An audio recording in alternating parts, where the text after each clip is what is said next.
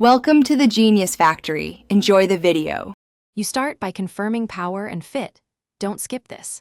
Put the medium tip on one bud, the small or large on the other if needed, because a proper seal affects bass and call clarity. Once done, open Bluetooth and the Jabra app.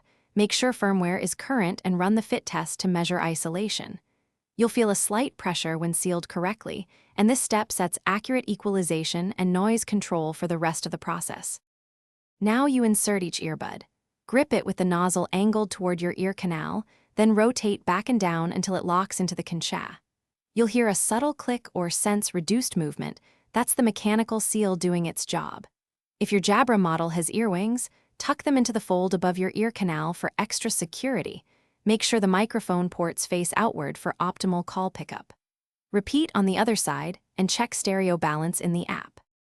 Finish by running the app's fit check to verify isolation and sound performance. If the score is low, swap tip sizes and repeat. Make sure both earbuds paired.